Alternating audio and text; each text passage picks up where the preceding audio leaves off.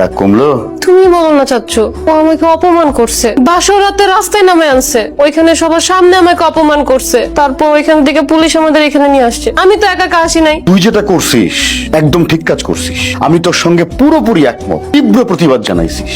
আচ্ছা ধর মা প্রতিবাদ করলি, তারপরে কি করবি? আমি আর সীমার চাচা মিল্লা যত ঝামেলা আছে সবকিছু সমাধান করতেছি। শোন বাবা, আমরা দুই পরিবার চাই তুই সীমারে নিয়ে বাসায় ফিরবি। তোমার কি মনে হয় ও ফিরবে? আরে বোকা বাবা, তোরে যারা ভালোবাসে না তাদের জন্য লাগে থানা পুলিশ, আর তোরে যারা ভালোবাসে তাগুলো লেগে একটু মাথা ঠান্ডা রাখিস। আমি তো শুধু ওকে এটা বোঝাতে চেয়েছিলাম, আমিও মানুষ, আমি ওর রাগের পুতুল না। Exactly point. এখন ধর তোর এই অনুভূতির কথাটা ও বুঝতে পারলো, তখন কি করবি? ক্ষমা করে দিবি ওকে? শোন রে মা, সংসারটা তো মাত্র শুরু।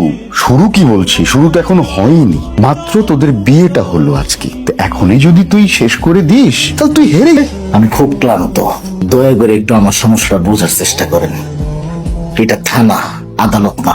আদালতের কাজ হচ্ছে রায় দেওয়া, থানার কাজ হচ্ছে কোন অপরাধীকে ধইরা আদালতের কাছে হস্তান্তর করা। দয়া করে আপনারা দুইজন আমাকে একটু সাহায্য করেন, আমার চাকরিটা বাঁচান।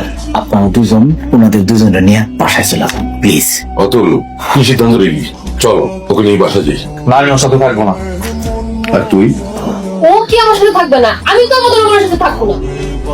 শেষ, আমার জীবনটাও শেষ, চাকরিটাও শেষ। বুঝতেছেন, তাহলে আমরা থানায় থাকেন, আমি বাড়িতে যাই।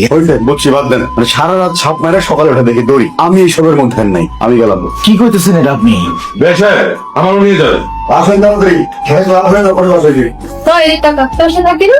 না থাকবো না, তুই থাকবি না? না থাকবো না। তুই কোন সাহস সেটা বলছস? তুই কোন সাহস সেটা বলছস? আবার আমার কোনো দোষ?